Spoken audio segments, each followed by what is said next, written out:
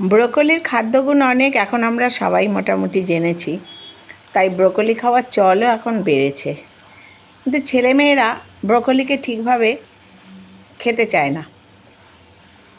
তাই নিত্য নতুন নানা রকম ব্রোকলির আইটেম করতে হয়। এর আগে আমি একটা ব্রোকলির আইটেম আমার এই বনমালী কুকিং চ্যানেলে দিয়েছি।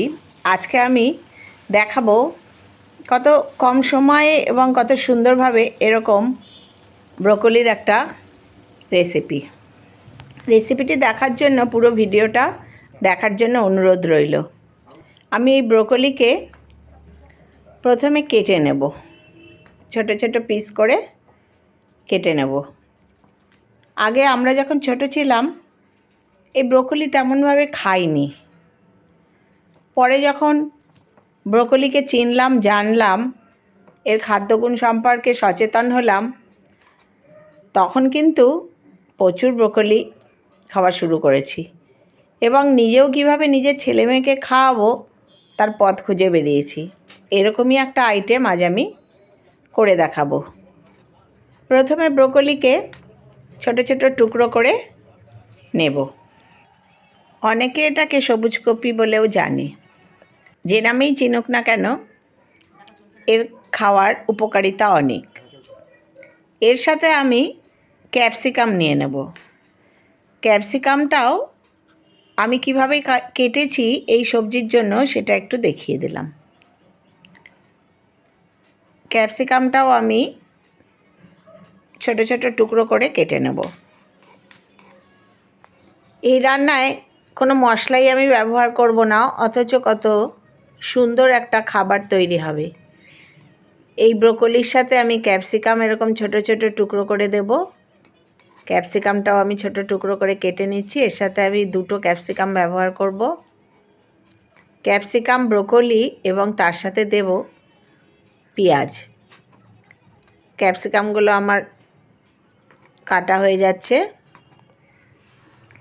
ব্রোকলির সাথে সাথে ক্যাপসিকামও একটা উপকারী সবজি, আর এর খাওয়ার চলও এখন অনেক বেড়েছে। আমাদের দেশে বিদেশে এই ক্যাপসিকাম, ব্রোকলি এগুলো খাওয়ার প্রচুর চল। ক্যাপসিকাম আমি 2টো এই রান্নায় ব্যবহার করব। 2টো ক্যাপসিকামই আমি কেটে নিলাম। এবার এর সাথে আমি কেটে নেব একটা পেঁয়াজ। পেঁয়াজটাও আমি কিভাবে কাটবো সেটা তোমাদের একটু দেখিয়ে দিচ্ছি। এই কাটতেই যা সময় লাগবে, তারপর রান্নাটার খুব বেশি সময় লাগবে না। আমি একটা বড় পেঁয়াজ নিয়ে নিয়েছি। এই পেঁয়াজটা আমি কেটে দেখিয়ে দেবো কেমনভাবে আমি এই রান্নায় পেঁয়াজটা ব্যবহার করেছি। পেঁয়াজ ছাড়াও এটা করা যায়, তবে পেঁয়াজ দিলে টেস্ট একটু বেড়ে যায় বলে পেঁয়াজটা আমি ব্যবহার করেছি। তোমরা যদি পেঁয়াজ না খাও বা যারা পুরো নিরামিষাশী তারা এই পেঁয়াজটা অ্যাভয়েডও করতে পারো। এই যে পেঁয়াজগুলো এইভাবে কেটে নিয়েছি। এবার কয়েকটা কাঁচা লঙ্কা মাঝখান থেকে চিড়ে ভেতরের বীজগুলো আমি ফেলে দেব। অর্থাৎ ঝাল তেমন ব্যবহার করব না, কিন্তু কাঁচা লঙ্কার খোসাটা আমি ব্যবহার করব। ভেতর থেকে কাঁচা লঙ্কার বীজগুলো পুরো ফেলে দেব। ফেলে দিয়ে দেখো এইভাবে আমি ছাড়িয়ে নেব কাঁচা লঙ্কাগুলো।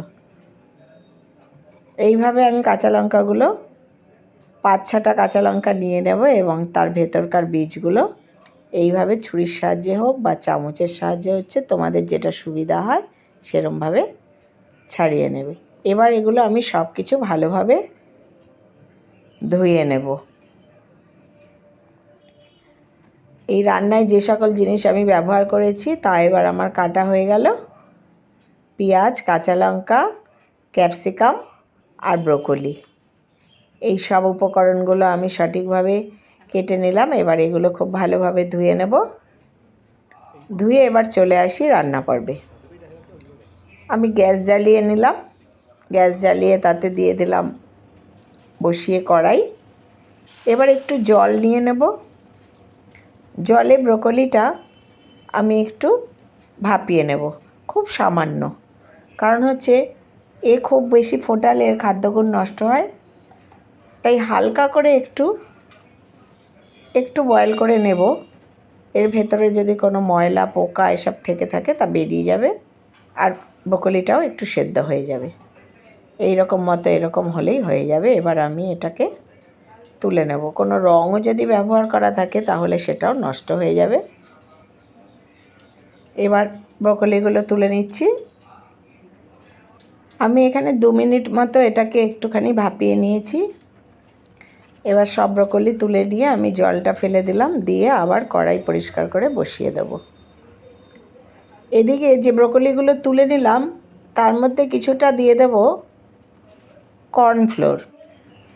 এই কর্নফ্লোর দিয়ে এটাকে একটু মেখে নেব। তার সাথে দিলাম একটু হলুদ গুঁড়ো, কিছুটা দিলাম গোলমরিচের গুঁড়ো, আর দেব কিছুটা সামান্য একটু শুকনো লঙ্কার গুঁড়ো। শুকনো লঙ্কার গুঁড়ো তোমরা দিতে না চাইলে দিও না। আমি একটু শুকনো লঙ্কার গুঁড়ো ঝালের জন্য সামান্য ব্যবহার করলাম। এবার এটা গরম গরমই যতটুকু মাখা যায় একটু সামান্য মেখে নেব। নিয়ে কড়াইতে একটু দিয়ে দিলাম ভেজিটেবল অয়েল, অল্প পরিমাণে, এখানে ছোটো 2 চামচ মতো আমি ব্যবহার করেছি। এর মধ্যে এবার ব্রোকলিগুলো একটু হালকা করে ভেজে নেব। আমার যে পরিমাণ ব্রোকলি আছে সেই তুলনায় তেল খুব সামান্যই দেওয়া। এবার সেটা এই কর্নফ্লোর দেওয়া আছে বলে চারপাশ থেকে এটা টেনে নেবে। আর ব্রোকলিটাও একটু হালকা করে একটু ভেজে নেব। এই যে এই রকম মতো ব্রোকলিটা হয়ে গেলেই আমার হয়ে যাবে।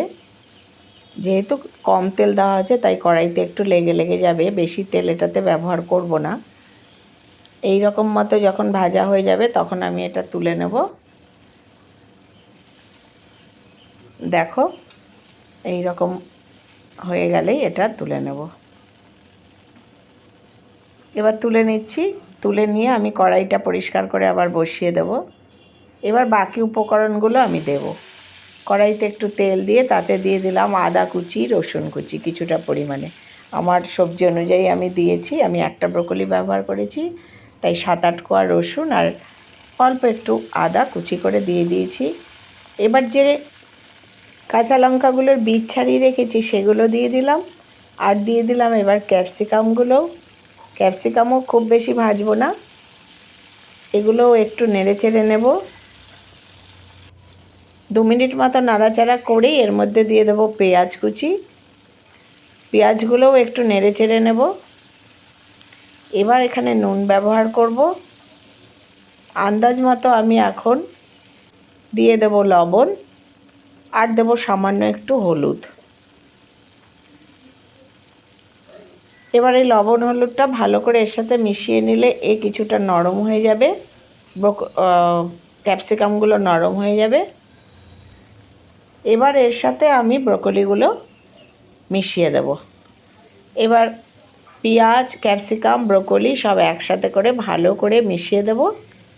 আর এর টেস্ট একটু বাড়ানোর জন্য আমি এখানে একটু, তোমরা এরকমভাবেও খেতে পারো, সেটাও খেতে ভালো হয়। আমি এর সাথে একটু টমেটো সস ব্যবহার করব।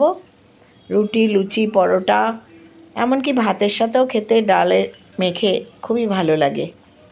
আমি 3 চামচ এখানে টমেটো সস ব্যবহার করলাম। এবার এটা ভালো করে মিশিয়ে নেব। একটু মিশিয়ে নিলেই আমার হয়ে যাবে একদম বিনা মশলায় কম উপকরণে ব্রোকলি ক্যাপসিকামের এই রেসিপি। খেতেও যেমন দুর্দান্ত লাগে, উপকারও তেমন। তোমরাও আমার মতো বানিয়ে দেখো, খুবই ভালো লাগবে। আমি এবার নামিয়ে নিলাম। আমার আজকের রান্না যদি তোমাদের ভালো লাগে তাহলে প্লিজ লাইক, কমেন্ট এবং শেয়ার করো। সাবস্ক্রাইব করে আমার পাশে থাকার জন্যে অনুরোধ রইল। যারা নতুন বন্ধু দেখছো তারা ভিডিওটি ভালো লাগলে লাইক করো। বাড়িতে এরকম করে নিও, করে খেয়ে দেখো কেমন লাগে। নিশ্চয়ই ভালো লাগবে। সকলে ভালো থেকো, সুস্থ থেকো। ধন্যবাদ।